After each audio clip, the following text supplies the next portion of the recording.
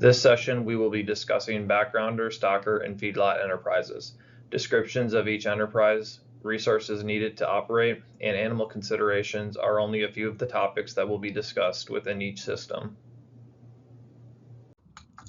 First, we will briefly define each enterprise that we will discuss tonight. First is stocker enterprises, where producers are essentially looking to add pounds to lightweight calves with grazing when grass is available, making this a seasonal option. Calves are typically then sold as heavy feeders, somewhere around 800 pounds, give or take. Primarily, we're looking to add frame and muscle during this type of an enterprise. The second is backgrounder and grower enterprises. And again, this is similar to stocker, but in this case, we're adding pounds to lightweight calves in dry lot or confinement using harvested feeds instead of grazing. Like the stocker enterprise, backgrounded cattle are fed to increase the animal's frame, muscle, and bone structure before they are sold as heavy feeders or transitioned into the feed yard to be finished. The rations commonly used in this enterprise are generally higher in forage compared to finishing rations. These cattle can be purchased feeder calves, or cow-calf producers may choose to background their own calves. And the last enterprise that we'll cover tonight is finishing enterprises. In this case, steers and heifers are fed high-energy grain diets to a desired finish. Animals will ideally grade choice or better, and animals in the feedlot setting are usually housed in confinement or dry lot facilities as well. Producers, again, may buy feeder calves, or cow-calf producers may choose to feed out their own calves. We will get into more detail on all of these enterprises as our discussion continues. When stocking, growing, backgrounding, or finishing cattle, in most scenarios, beef producers will be tasked with purchasing calves they intend to raise in one of the enterprises we just previously introduced. When purchasing these calves, producers will have multiple options or avenues in which they can buy cattle. Some of these options may be right off the farm, through a sale barn, through a cattle buyer, or other avenues. It is important for producers to do their homework before and learn as much information as they can about the cattle they intend to buy. Vaccination status, weaning status, and other health histories contain critical information if kept to help you succeed in your enterprise. Calves can be classified into two categories when being purchased: high and low risk. High-risk calves are those with a better chance of developing health issues when arriving on your operation due to possible mismanagement beforehand. Freshly weaned, commingled calves, calves with lack of vaccinations, or calves that have not received proper nutrition are some examples that can be considered high risk for the producer. High-risk calves could come with more intensive management based off of their potential increased health and nutritional needs. High-risk calves may also be sold cheaper than other calves based off their questionable health and growth status. This is not always the case, however, due to market volatility and overall supply and demand of the current market. Low-risk calves can be calves you buy from a single source. These animals have been weaned for an extended period of time and are typically older and are heavier than the high-risk calves. Low-risk calves have a documented health history, so the buyer is aware of the overall health status of the group when purchasing. Low-risk cattle can be more expensive due to their proven record, group size, and other factors, but again, this is not always the case, as outside factors like market volatility and supply and demand may shift prices in both directions. Producers may not need to own or purchase the cattle themselves. Opportunities are available for producers to raise or feed cattle for someone else. This would be considered custom raising or feeding, where you, the custom raiser or feeder, would be responsible for feeding and managing the cattle to their intended endpoint. Preconditioning can improve calf performance and can lower bovine respiratory disease-related losses by strengthening the calf's resilience against the stressors over that calf's lifespan. This slide, derived from Paul Beck from Oklahoma State University, along with multiple other sources, demonstrates the impact of preconditioning on BRD and performance of steers during grazing and finishing. The non-bolded portions of the table depict health and performance-related statistics related to bovine respiratory disease in non-preconditioned calves, that is shown on the left, and preconditioned calves that are shown on the right. As shown in the table, non-preconditioned calves had an increase in cases of BRD as a whole percentage, higher death loss percent among the group, lower average daily gain over the feeding period, and were held longer on feed to reach a proper finish and were harvested at lower body weights compared to their preconditioned counterparts. The bold values at the bottom indicate the associated costs incurred from increased treatments of BRD, dollars lost per steers from death loss percentage, and the final values of the finished calves based off of a $2.17 live weight price. While the outcomes differ by operation, the data consistently demonstrates that the added value of preconditioned calves far outweighs the initial investment.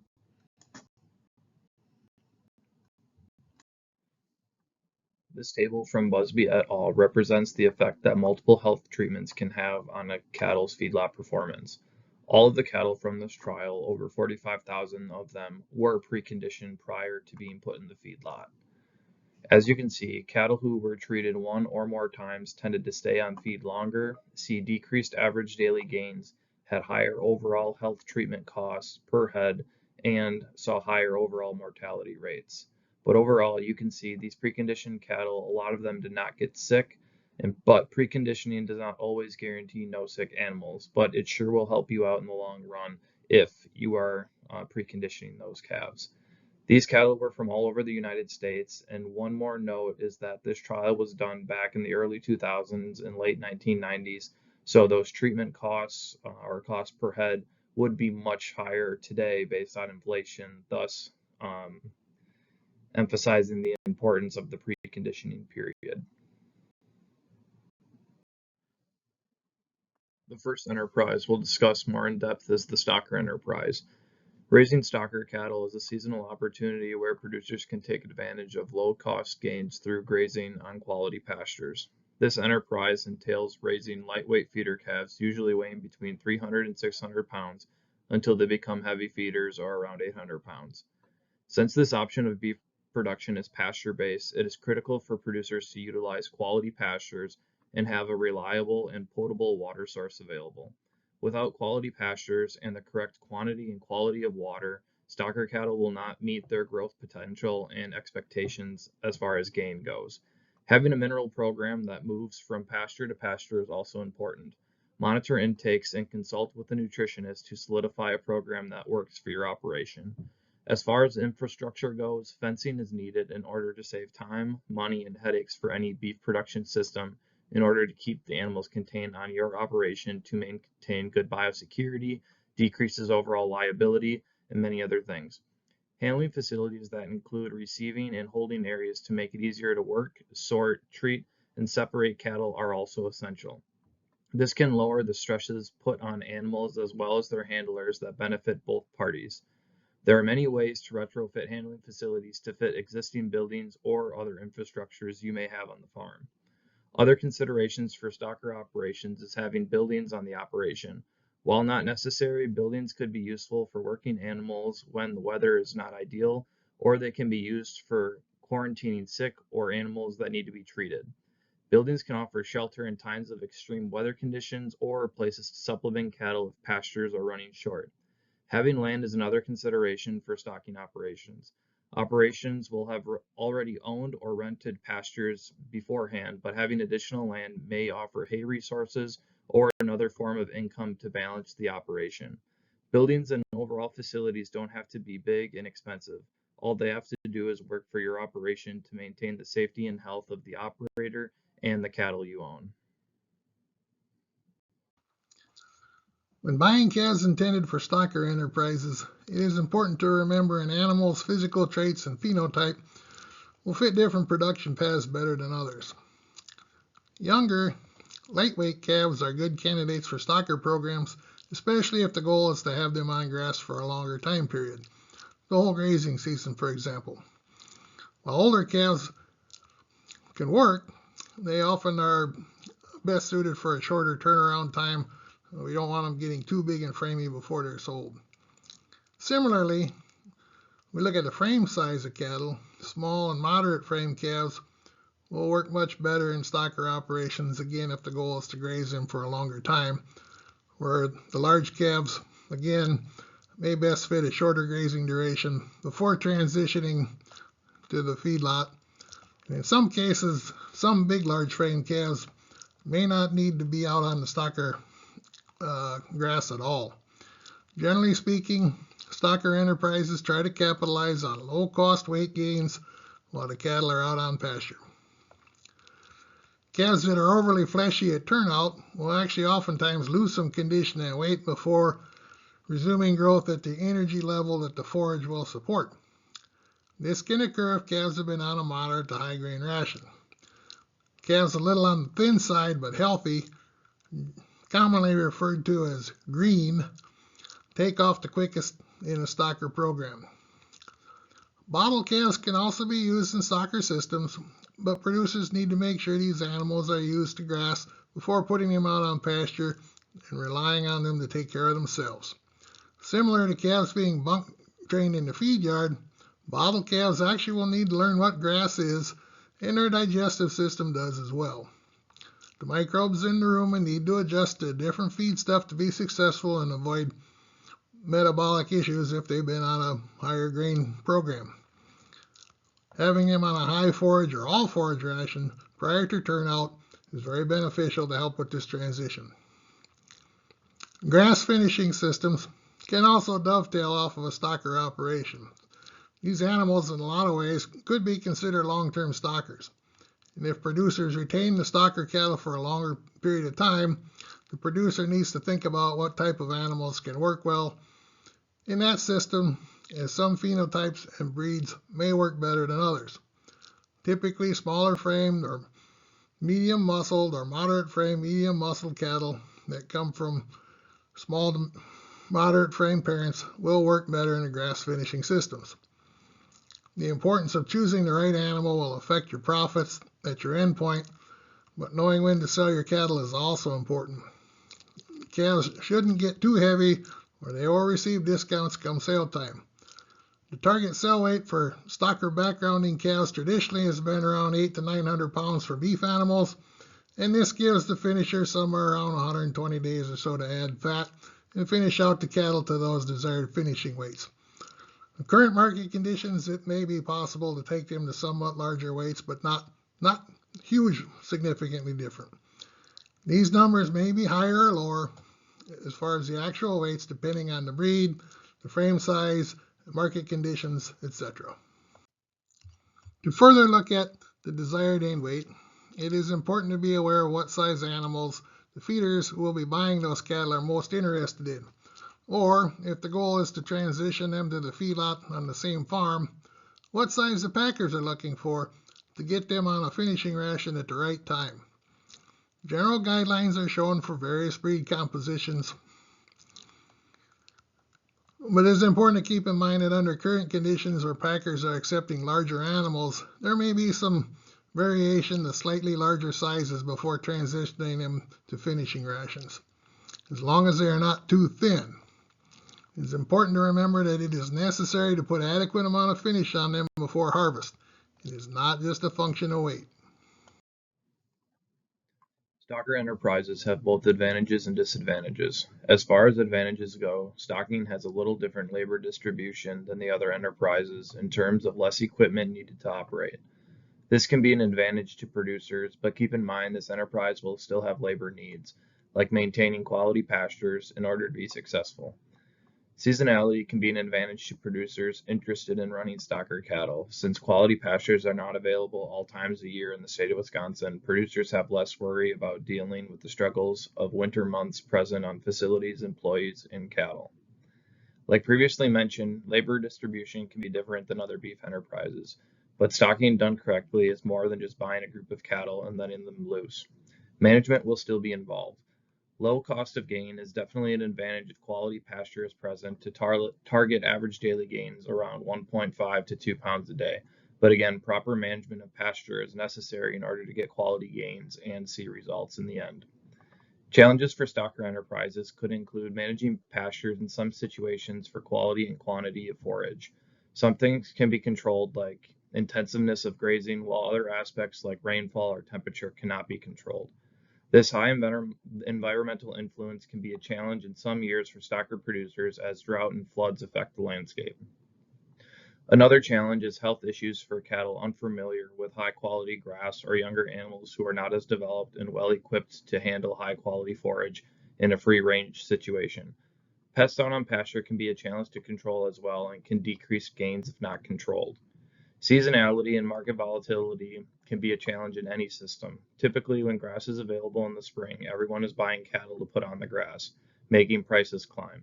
Similarly, in the fall, when grass runs out, producers are selling those calves that were out on pasture all spring, summer, and into the fall season, potentially making prices fall due to increased supply. This is not always the case, however, as many factors influence market movements and overall market volatility. Pasture and forage quality drives growth, and the goal overall is to convert forage to pounds of beef. Forage quality drives animal performance in the stocker program. Fiber digestibility, which provides energy for growth, is critical. Stage of maturity is the biggest factor that influences quality. The more mature a forage is, the lower the quality and energy is. There are some differences in quality between species, but they are minor compared to the stage of maturity. Weather conditions can influence forage quality some as well. Cool season grass growth during cooler weather can be more digestible than the same species grown in hot conditions. Again, the stage of maturity is the largest driver, and the image on this slide shows the different stages of grass maturity relative to the forage quality and the optimum time to graze to capture both quality and yield while keeping stand vigor in mind as well. Keeping in mind the desired residual height, we would remove the animals, allow for regrowth. Typically, we would like to see residual height be about 4 inches or the height of a pop can. This graph goes into greater detail on the influence of stage of maturity on forage quality. The dashed line depicts the decline in digestibility as the forage becomes more mature. We also see a decline in crude protein. Cell walls, including cellulose and lignin, increase over time. What is interesting is the shaded gray areas. The darker gray area shows the amount of digestible dry matter, while the lighter gray area shows the undigestible dry matter. This shows us that the amount of digestible dry matter peaks around early bloom, and the accumulated dry matter after that is largely undigestible. These tables take the importance of forage quality one step further, and by looking at it from an animal performance standpoint. In this example, using a cool season grass legume mixed pasture at vegetative maturity compared to mid-bloom, meaning that the grass is headed out and the legume is partially flowered out. There is more than enough protein to meet animal needs in both situations, with the energy differences being the limiting nutrient as far as growth. This change in maturity and a 13 percentage point decrease in energy decline actually cuts gain in half or a little more. This helps reinforce the fact that basic functions and maintenance are met first, and then the remainder is then used for growth. The gains shown in the vegetative state are what we would like to see. Another point of interest is how many pounds of forage they can eat on an as-fed basis compared to dry matter. They do eat a lot of water, which means that they may not drink as much water, but it is still critical to provide access to clean, plentiful water. I've heard numerous stories from producers where animal performance was poor due to insufficient water or having to ask the cattle to travel too far to get it. This chart shows seasonal yield distribution of different commonly used forage species. The top species in Kentucky is Kentucky bluegrass, a cool season grass. The other cool season grasses are similar in their distribution as far as yield goes throughout the season, and that there is a large percentage of growth early in the season, a slowdown during the warmest part of the summer, and if we think about how our lawn grows during the summer, and then we see a small increase again in the fall. Red clover is the middle graph, and its productivity stretches farther into that midsummer slowdown period, but typically tapers off earlier in the fall than the cool season grasses do. The next graph is sorghum sudan grass, and it is a warm season grass, and as you can see, it has its highest production during the warmest months of the year. In some situations, these summer annual forages can help fill in that summer slump. The two bottom graphs show where cool season cereal grains may provide some additional grazing. Fall weather will dictate if there will be any fall grazing of rye, and a contingency plan, if you're looking to use some winter rye, is a good idea. Rainfall distribution and temperature in any given year can influence the productivity of all the different grasses. Now let's compare cool season grass yield distribution to growing stocker calf needs. The red outline on the graph shows how the quantity of forage needed to meet growing calf needs increases over the course of the growing season. As they get bigger, they eat more. As you can see, if we match up the feed needs in early May, there will soon be excessive forage in mid to late May and throughout about early mid-July, even though the feed needs are slowly growing with the cattle. This excess then may result in declining quality. When we get to mid-July, if we are limited in acres, then we do not have enough forage available to meet animal needs through the rest of the season. The art of growing stockers is what is the best way to match up resources to meet animal needs. There are several different ways this can be accomplished. What works best may vary from farm to farm, may also vary depending on changing costs and prices. Some of these options include harvesting the excess forage early in the season to keep the forage vegetative, and then using that hay to provide needed feed later in the season when production is not adequate. It can also be supplemental feeding hay or other feedstuffs that are purchased rather than homegrown during the times when pasture is not able to provide sufficient feed. And it could be making sure there are enough acres to meet needs near the end, and in harvesting the excess for use as winter feed or for other cattle, or selling the hay. It could be using some of the summer annual grasses during the mid to late summer time frame. The important thing is to evaluate the options to identify what works best for each operation. Let's investigate supplementation a little more. There are different options that can work, and the best option can vary depending on the situation. It is important to make sure that the cattle have access to a reputable mineral supplement, and we discussed that in the earlier nutrition session. Placement of the mineral relative to the water tank and mixing with salt can help manage intake. It is not necessary to provide other supplemental feeds, but it may be beneficial in some situations. There are many options. Hay may be an option for helping fill in the gaps when forage is limited and hay is available. This may include limiting the amount of time they have access to pasture and feeding hay in a different area, a sacrifice area, or in a dry lot. Energy feeds are sometimes used as supplementation to increase gains. These may be co-products like dried distillers grains or soy hulls, or grains like corn. It may not always be cost effective due to research showing variability in feed to gain conversions from the supplemental feed and variability in feed costs and cattle prices. As mentioned earlier, energy is the factor that is in the driver's seat on growth in forages. Supplementing too high a starch can negatively impact fiber digestion and may result in acidosis, and as such, it may be very important to limit the amount of grain used as a supplement if that is the choice that is determined to be the best option. Different microbes in the rumen digest starch versus cellulose. The starch ferments faster and lowers pH in the rumen, which also has a negative impact on the microbes that digest cellulose and can cause digestive upsets from the low pH.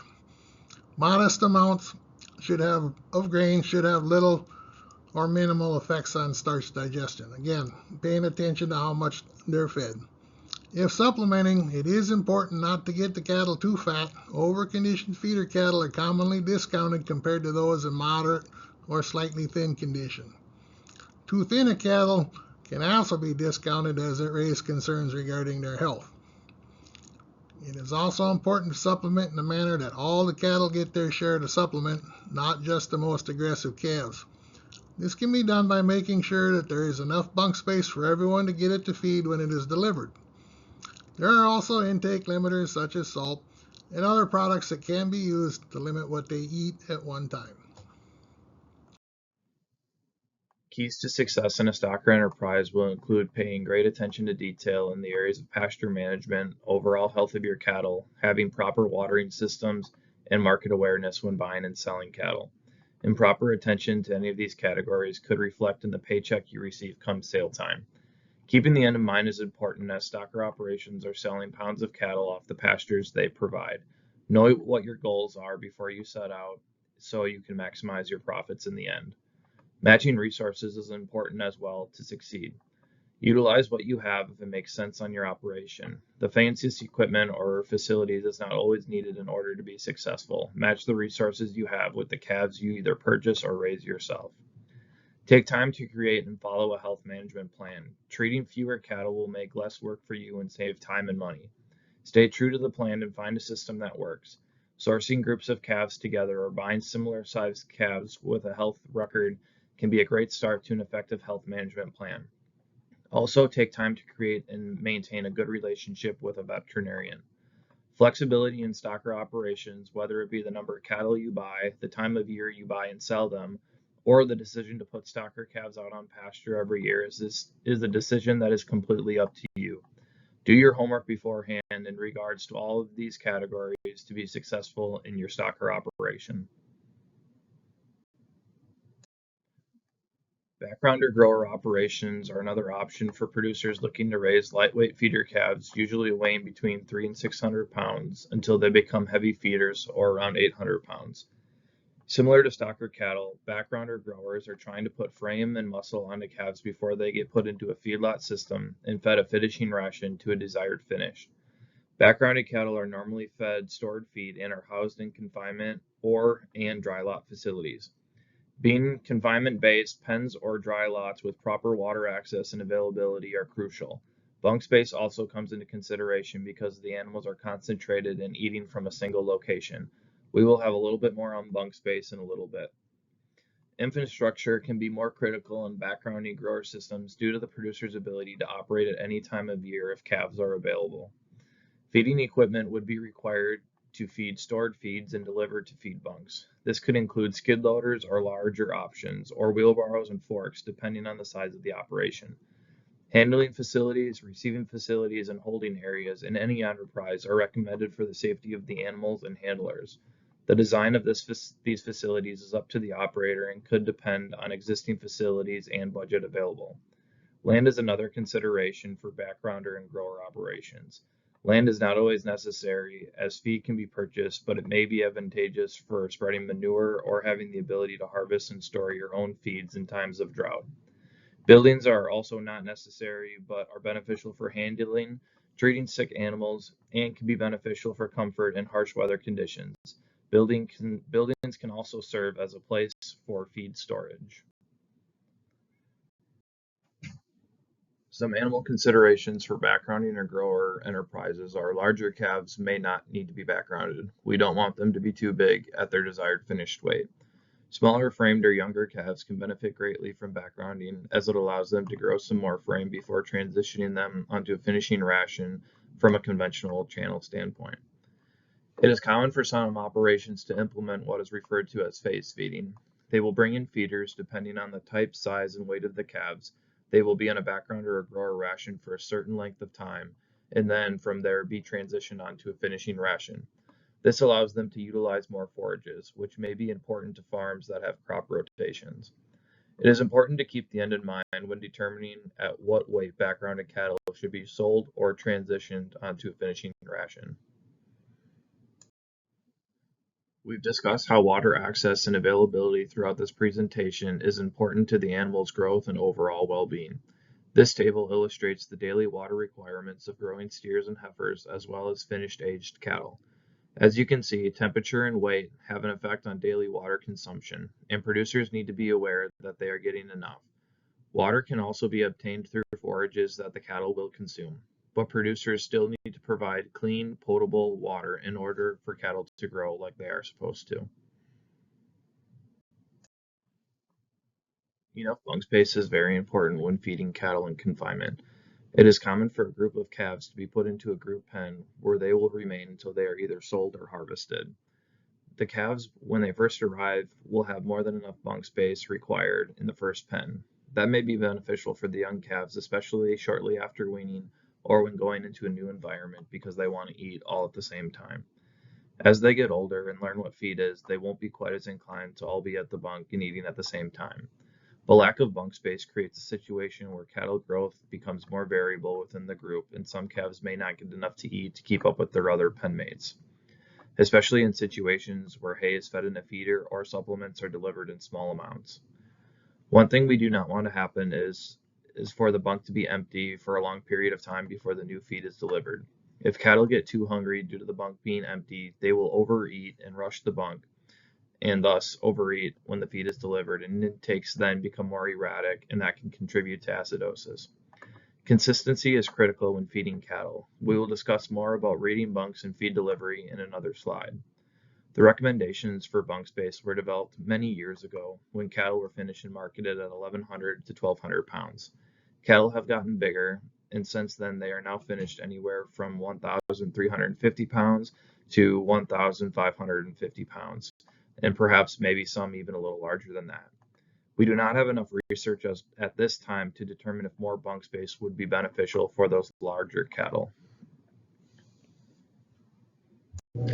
Keys to success in backgrounding grower operations include attention to detail of similar things we have previously discussed in the Stocker Enterprise slides. The health of your cattle, proper watering systems, and market awareness are all things producers need to pay attention to. Bunk management is important in order to prepare those animals for the feed yard in the future. Producers should target roughly 2 to 2.5 pounds of daily gain a day. We will discuss more about what bunk management means in a little bit. Matching resources is important in any enterprise. What existing facilities you can utilize and do you have land are only some of the considerations to think about. Utilizing manure as a resource to provide fertilization for crops grown to feed your cattle and keeping the end in mind will help turn profits in a backgrounding enterprise. Remember to be flexible when buying or selling because you have the ability to do so. Backgrounding growing enterprises can be a year-round option, or they can be flexible for when you, the producer, want to operate. The tables on this slide are examples of potential backgrounding and grower rations. When in a dry lot, we would aim for a little greater rate of gain than we would be satisfied with in a stocker situation, as we would have more overhead expenses for housing and things of that nature. The table on the left is an example of how high quality alfalfa hay or haylage and corn can complement each other very nicely to background calves, and likely only a good mineral supplement would be needed. This would be a good fit for a farm that has alfalfa in the rotation with row crops. The ration in the center gives us an example of using corn silage, distiller's grain, and corn to meet a typical rate of gain we might expect in a backgrounding program or a grower program. And then the example on the right shows how we can use alfalfa and corn silage in addition to corn and distillers. The point being to look at what feed resources are available and compare cost to gain to formulate a ration that is economical and meets desirable growth rates. Many other feeds in addition to the ones in these examples can certainly be considered and used successfully. An additional criteria to keep in mind is the mineral programs when feeding a high corn-based ration, meaning corn silage, corn grain, and co-products. It will need to be higher in calcium than when using a higher alfalfa ration due to differences in mineral levels in the feed.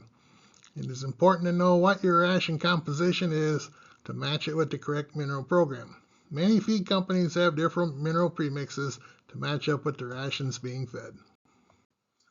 While on the topic of rations, let's address energy levels in different rations and where they best fit.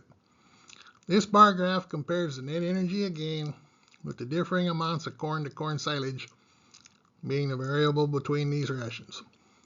Supplement and dried distillers grains are constant at 5 and 25% respectively. Corn silage is generally considered 50% roughage and 50% grain. The rations on the right side of the graph are lower in energy and would be typically used as backgrounding or grower rations. The rations from around 25% corn silage and lower are what we would generally consider finishing rations. A ration with 20% corn silage, or more importantly around 10% roughage, being a very commonly used finishing ration. The rations with less roughage than that will need much more attention to bunk management to minimize risk of digestive upsets. Now, these rations in that 20% corn silage area lend themselves to finishing cattle that appeal to most packers.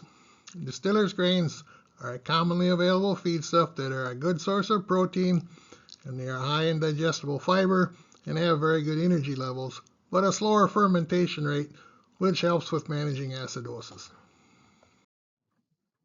Finishing enterprises typically purchase wean feeder steers and/or heifers anywhere from 400 to 900 pounds and manage them to a desired finished market weight, which will vary depending on multiple factors such as the animal's sex, plane of nutrition, frame size, and breed of the animal. Retained cattle from cow-calf operations can also be fed out to the desired market weight. Like the previous slides discussed, finishing rations for cattle contain anywhere from 10 to 20% roughage. The rest of the ration contains grain, like corn, or grain byproducts or concentrates, like soybean meal, corn distillers grains, among many other options rich in energy and protein. So having available feed resources or land to harvest your own forages or concentrates may be beneficial, as purchasing feeds can be costly based on price variability. Generally, finished market weight for cattle is around 1150 to 1550, but will vary depending on the animal's sex, phenotype, and management. Some animals will fit into markets better than others. Direct marketing, for example, tends to demand smaller animals. Packing plants will also vary some, depending on the type of animals they prefer to best match the specific markets they have developed to supply. Large packers with multiple plants have different specific types of cattle they send to different plants. Feedlot production enterprises can be a year-round operation or adjusted to seasonal production based off of feeder calf availability, feed availability, or other factors within your operation. However, flexibility of feeders does exist to continually purchase animals and market finished stock year-round or intermittently start groups as finished groups are marketed. Some factors affecting these decisions are the amount of feed available, the market of the fed cattle, the intended market of your finished cattle, and facilities labor you have available on your operation. Producers' knowledge of the type and kind of animals they want to buy is key to their success. If the goal is to purchase larger calves for the feed yard, there is a chance that those calves do not need to be on a grower ration for very long. But similar framed and younger calves could benefit from being put on a backgrounding ration for a while to help them grow frame and muscle before being pushed with a high energy, protein dense feed stuff. It is all about matching your management to the animals, and hopefully the group of animals you put together are in similar situations so you can manage the group as one. At the end of the day, producers need to be aware of their end goals. Remember that direct marketed animals may be transitioned earlier and finished at lighter weights, especially if selling them on hanging weight basis to meet customer preferences.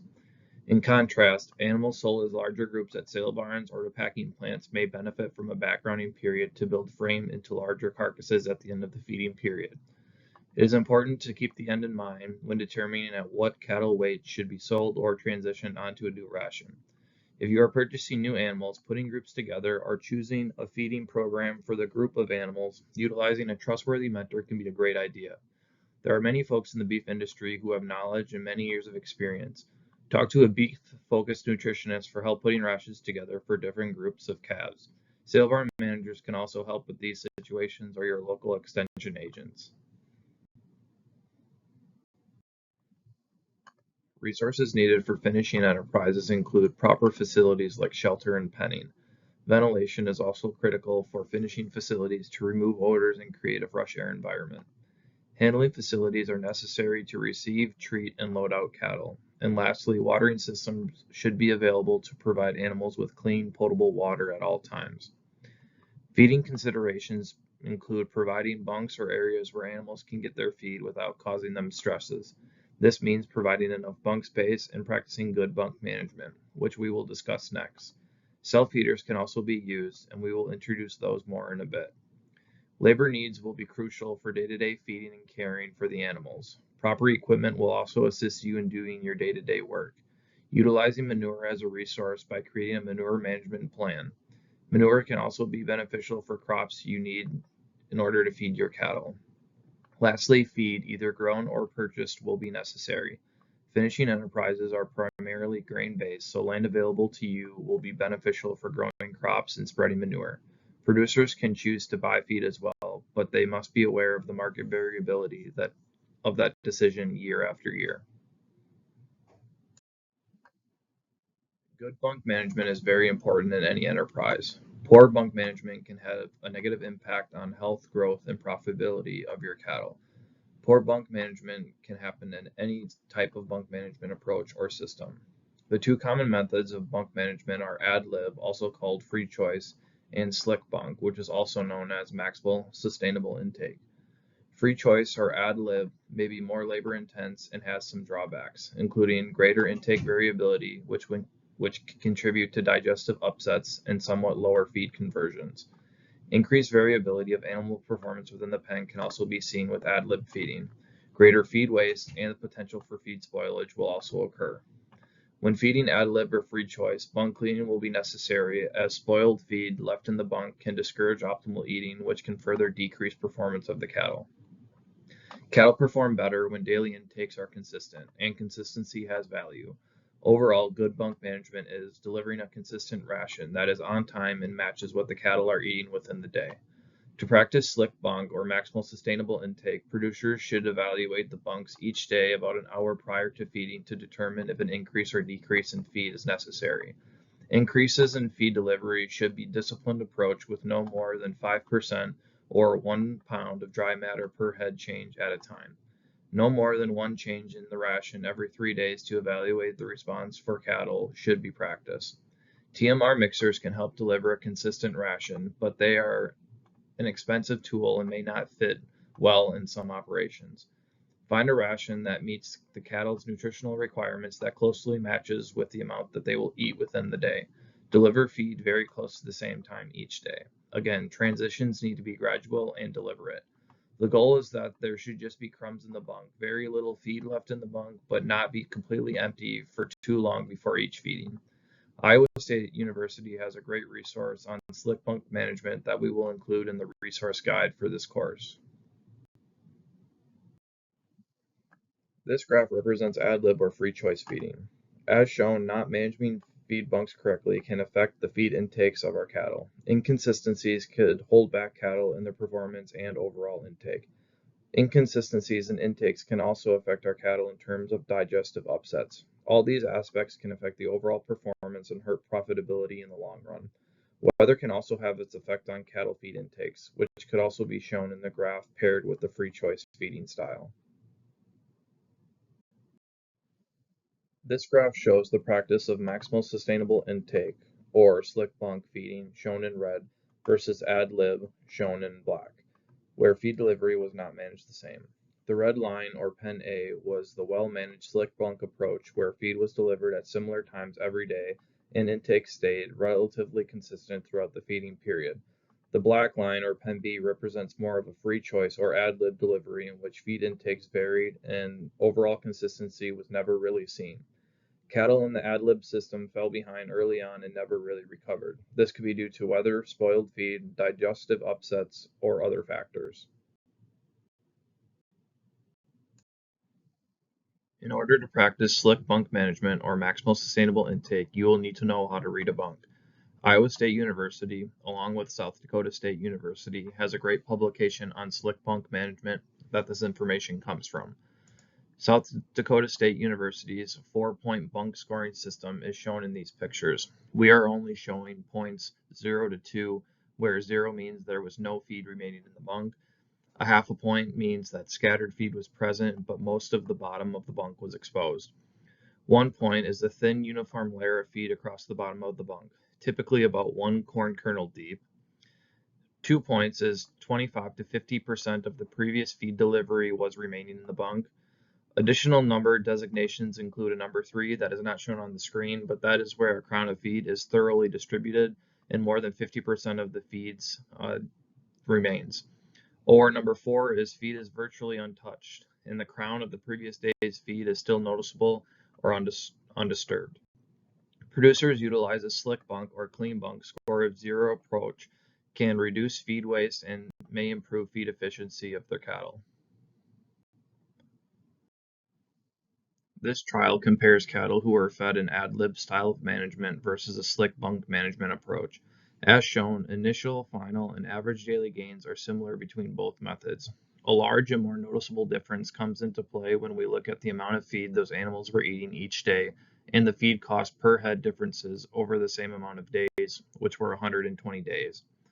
Feed costs per head were significantly higher in the ad-lib or free choice feeding styles compared to the slick bunk management style. Self-feeders are an option that may be a fit for some operations. Self-feeders are a free choice type feeder, and with good management, it may help reduce feed waste and spoilage compared to what may be encountered using higher moisture feeds fed free choice in a bunk. It still needs to be managed to optimize performance and minimize risks of digestive disruptions. This includes making sure the flap at the bottom is correctly adjusted to keep appropriate amounts of feed in the trough, not too much and not too little. Whole corn and pellets designed for a self-feeder program are a common ration used in this program. It is also possible to put together other suitable rations using coarse rolled ingredients. Adequate neutral detergent fiber is critical, and we recommend 18% NDF in self-feeder rations. Dry feeds must be used to make sure that the feed can flow into the feed trough. Long stem feeds cannot be put through the feeder either, as they decrease flow. A few more considerations for use of self-feeders include the importance of never letting the self-feeder run out of feed. The result is hungry cattle when it is refilled that will overeat and have a high risk of digestive disorders for a while, resulting in inconsistent intakes. Not cleaning the fines out of the feeder can also result in acidosis if some of the cattle were to eat a high amount of fines at one time. Forage intake needs to be monitored, and it is common practice for the cattle to eat some long stem hay, a few pounds, maybe 2 to 4 a day, for some scratch factor. Occasionally there will be some cattle that will eat a lot of hay and not much from the self-feeder. We sometimes hear producers say that it is much cheaper to finish out cattle on high corn silage rations or all corn silage rather than an actual finishing ration. The feed prices shown in the table on this page are on a per ton as fed basis, only to show the cost for the feed, not the cost per pound of energy or protein for each of the feeds or animal performance. It's also important to look at all the costs of different feeds, rations, animal performance, and associated costs when evaluating different options. We will go through an example of 3 different rations, with the difference being the energy levels based on the ratio of corn silage to corn. These 3 rations include what would be considered a regular finishing ration in the left column, a grower type ration in the center column, and corn silage along with a little bit of distiller's grains, which is often referred to as silage fed, in the right column. If you look at market reports from sale barns, sometimes you will see silage feds listed in the slaughter cattle report, and they sell for less and don't grade as well. This table shows predicted animal performance, along with some costs for the 3 rations in the examples from the previous slide. The different energy levels drive performance, and the high energy ration in the left column has a better rate of gain, better feed conversion, lower cost per pound of gain, and less days on feed compared to the other 2 rations. As the energy in the ration declines, gain declines, and the number of days on feed to get to the same end weight increases. It is also likely that the cattle on the high roughage in the silage fed example will not grade as well, and appearance-wise will be somewhat less desirable to the buyers. In the end, the higher roughage diets are more costly when all costs are taken into account when finishing out cattle. There are technologies that can be used to help beef producers in all of the enterprises we have discussed throughout this series. Products like beta agonists, implants, and ionophores can help animals with things like growth, feed efficiency, and can improve cost effectiveness. It is important to note, while these products can help producers, they do not compensate for poor management. Beneficial results can be seen if producers practice good management and provide the cattle with what they need to succeed. Any technology, just like medications we take ourselves, need to be used as the label instructs. Follow label directions and practice good, sound management to see results. All products have to be FDA approved in order to be guaranteed that the meat from the animal is safe for humans to eat. It is important for producers to keep the end in mind when deciding whether growth promoting technologies is right for them. One thing to consider is what your customer or market base would prefer. Communication is key to answer those questions. Keys to success within the feedlot enterprise include paying great attention to detail to multiple things, like bunk management, in order to deliver sufficient and well-balanced meals to the cattle in order for them to be successful. Good bunk management is watching for sorting, reading the bunk, providing enough bunk space, and other factors we discussed in this presentation. Daily health observation of cattle is important to avoid sick animals. Attention to pens is critical to keep the mud and manure to a minimum. Excess mud and manure can have a negative effect on the performance of the cattle. Water access is always necessary in any enterprise, and market awareness can help producers know when the best time is to sell the cattle and to meet their desired finish. Producers should match resources in order to excel in the finishing sector. Having available land enables you to use the manure you gather from the feedlot as a resource. Proper facilities allow the cattle to be comfortable and grow at their expected rates. Keep the end in mind before you start in the finishing enterprise. Make a plan and be flexible in order to be successful. As was mentioned in the first night of this series, we have a number of spreadsheet tools to help beef producers evaluate their enterprises. The enterprise budget tools listed at the top of this slide are for putting together estimates or projections of performance under different scenarios on a per head basis. The stocker enterprise budget can work for stocker enterprises and also for grass-fed enterprises. And the feedlot enterprise budget tool can be used for backgrounding or grower enterprises and finishing enterprises. This would be dry lot. The closeout tools are designed to calculate profit and or loss for a group of cattle after they have been raised and sold. The stocker version, again, can be used for both stocker and grass-fed enterprises, and the feedlot version for backgrounding and finishing enterprises. These can all be found on our UW Extension Livestock webpage under the Decision Tools section. Thank you for listening. I invite you to direct questions to any of the Extension folks listed on this slide and to visit UW-Madison's Division of Extension Livestock webpage for more information about everything beef.